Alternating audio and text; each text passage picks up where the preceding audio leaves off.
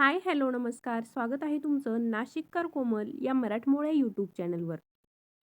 वर्ष 2026 मधील पहिलं चंद्रग्रहण फाल्गुन पौर्णिमेला असणार आहे. चंद्रग्रहण म्हणजे एक खगोलीय घटना आहे. विज्ञानानुसार ग्रहण म्हणजे एक खगोलीय घटना आहे.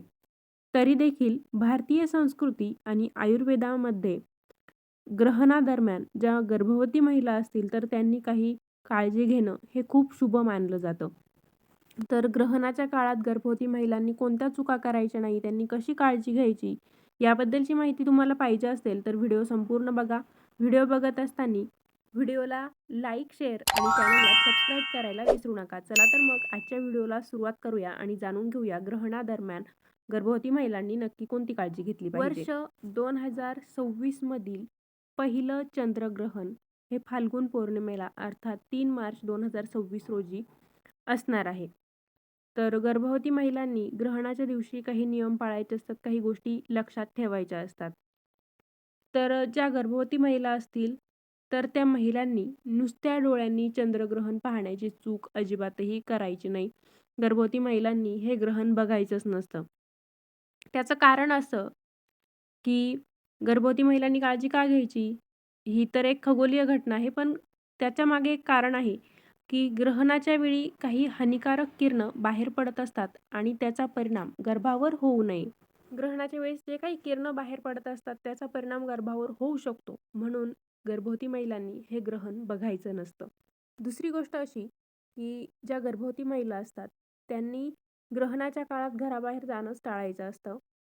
त्याचं कारण की ग्रहणाच्या वेळी जे हानिकारक किरणं बाहेर पडतात तर त्या किरणांचा परिणाम गर्भातील बाळावर विपरीत होऊ शकतो.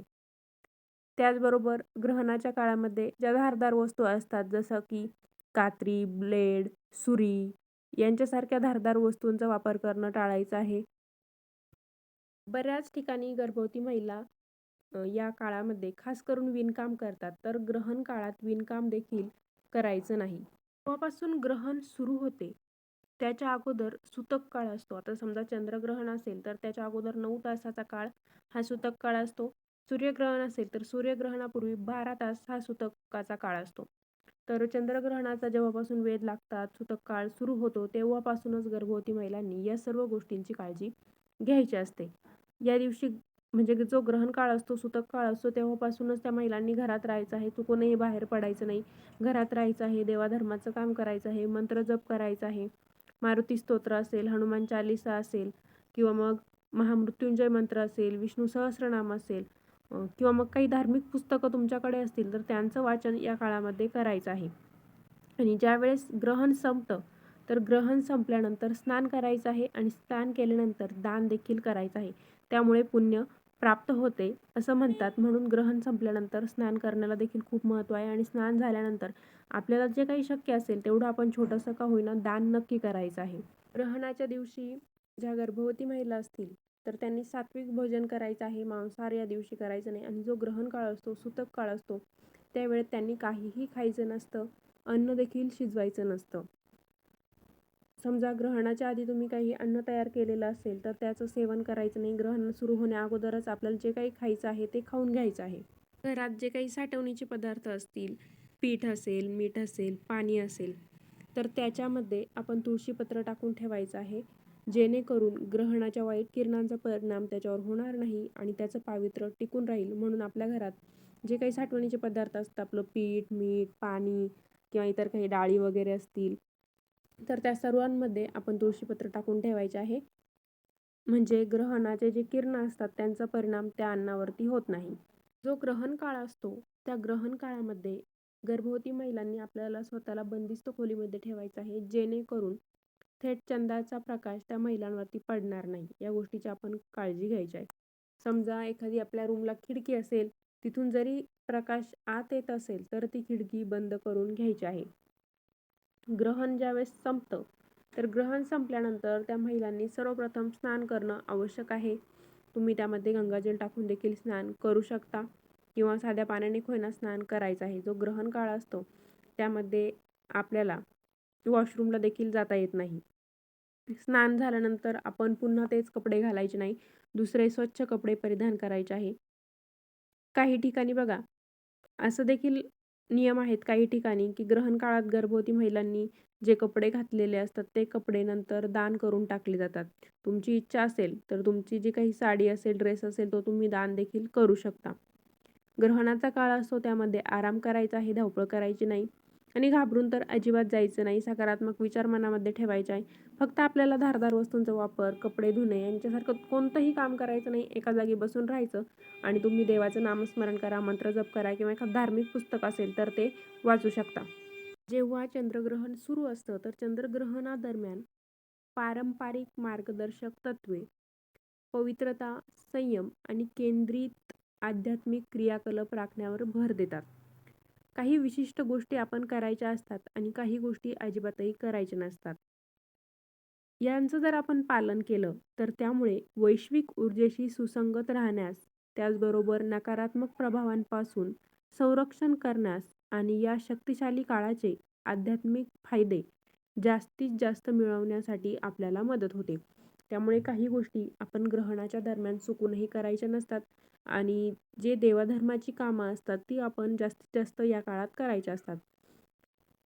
म्हणजे ग्रहणाचे जे किरण असतात, त्यांचा प्रभाव होऊ नये म्हणून या ग्रहण काळामध्ये जे मंदिरं असतात, त्यांचे दरवाजे, गर्भगृह देखील बंद केली जातात आणि त्यानंतर काही विशेष विधी करूनच ही मंदिराचे दरवाजे उघडले जातात. म्हणूनच या जो ग्रहण काळ असतो, त्या ग्रहण काळामध्ये गर्भवती महिलांनी देखील विशेष काळजी घ्यायची आहे. घाबरून जायचं नाही, खूप काही नियम पाळायचे नाही. फक्त जो सूतक काळ असतो, आता चंद्रग्रहणाच्या आधी 3 प्रहराचा काळ असतो आणि सूर्यग्रहणाच्या आधी 4 प्रहराचा काळ असतो, तेव्हा सूतक काळ सुरू असतो. सूतक काळ आणि वेदकाळ एकच असतो. तर या काळामध्ये आपण घराच्या बाहेरच पडायचं नाही. एका खोलीत बंद व्हायचं. तिथे आपण देवाधर्माची पुस्तकं, नामस्मरण करायचं आहे. आणि जो सूतक काळ असतो तेव्हा तुम्ही वॉशरूमला वगैरे जाऊ शकता. पण जेव्हा ग्रहण काळ असतो जो 2, 2.5, 3 तासाचा, त्या काळामध्ये आपण कोणतीही कामं करायची नाही. फक्त मंत्रजप आणि धार्मिक कामच आपण करायचे आहे. या व्यतिरिक्त धारदार वस्तू असतील, कात्री असेल किंवा स्वयंपाक करणं असेल, जेवण करणं असेल, पाणी पिणं असेल, या सर्व गोष्टी आपण ग्रहण काळामध्ये चुकूनही करायच्या नसतात.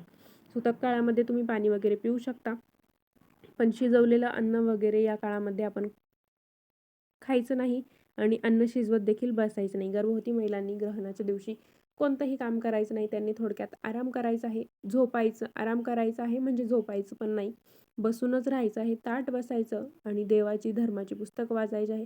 महामृत्युंजय मंत्र वाचा, गायत्री मंत्र असेल किंवा हनुमान चालीसा असेल, यांच्यासारखे आपण पठण करायचं आहे, देवाचं नामस्मरण करायचं आहे, जप करायचा आहे. आता येणारं वर्षातलं पहिलं चंद्रग्रहण नेमकं होळीच्याच दिवशी आहे. तर होळीचा सण कसा साजरा करायचा, कधी साजरा करायचा, याबद्दल थोडेसे गैरसमज सोशल मीडियावरती पसरवत आहे. त्यामुळे बऱ्याच जणांच्या मनात देखील गोंधळ तयार झालेला आहे. तर सविस्तर माहिती सांगणारा व्हिडिओ आपल्या चॅनलवर उपलब्ध आहे. तुम्ही तो व्हिडिओ बघू शकता आणि चंद्रग्रहणादरम्यान होळी साजरी करायची की नाही त्याची माहिती तुम्हाला त्याद्वारे मिळून जाईल. तर मंडळी, अशा प्रकारे आजच्या व्हिडिओमध्ये आपण चंद्रग्रहणादरम्यान गर्भवती महिलांनी नक्की काय करायचं, कोणत्या गोष्टी करायच्या नाही, कोणत्या चुका टाळायच्या आहे, याबद्दलची माहिती जाणून घेतलेली आहे. व्हिडिओ जर तुम्हाला आवडला असेल तर व्हिडिओला लाईक करा, शेअर करा. अजून आपल्या चॅनलला सबस्क्राईब केलेलं नसेल तर धार्मिक, आध्यात्मिक तसेच सणावारांचे व्हिडिओ बघण्यासाठी आजच आपल्या नाशिककर कोमल या मराठमोळ्या यूट्यूब चॅनलला सबस्क्राईब करा आणि त्या शेजारी एक बेल आयकॉन आहे, त्याच्यावरती क्लिक करा. म्हणजे नवीन व्हिडिओचे अपडेट तुम्हाला नोटिफिकेशनद्वारे मिळतील आणि आपल्या चॅनलवरचा एकही व्हिडिओ तुमच्याकडून मिस होणार नाही. पुन्हा भेटूया अशाच एका नवीन व्हिडिओसोबत. धन्यवाद.